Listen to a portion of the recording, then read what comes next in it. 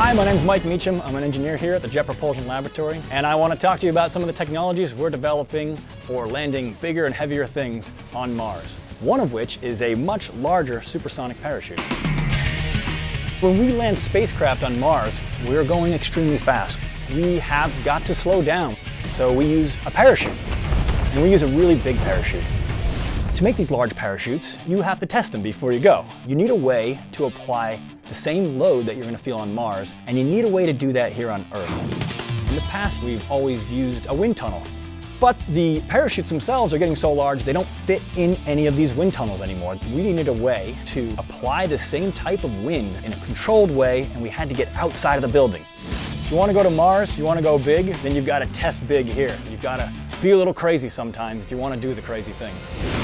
The crazy idea we came up with was to attach it to a rocket sled and have that rocket sled pull it around a pulley with a huge 1 kilometer long rope. And the way you have to do that is extremely complicated.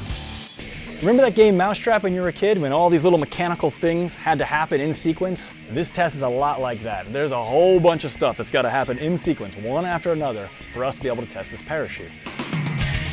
First, a Nighthawk helicopter's got to pick this parachute off the ground inside of a bag. Underneath that's an instrumentation plate. Underneath that's almost a kilometer of big, heavy rope.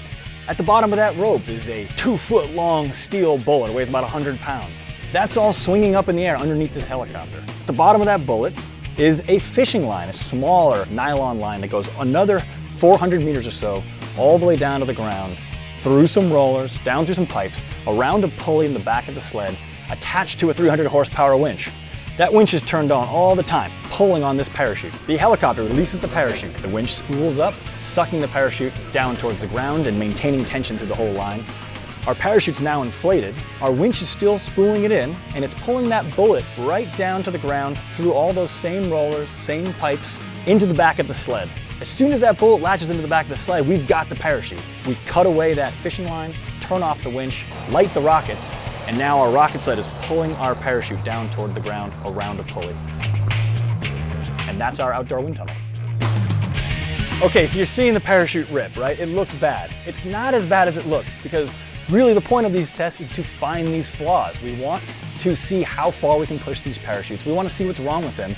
And more importantly than anything, we want to see if it happens here on Earth before we spend all the real big bucks and go to Mars.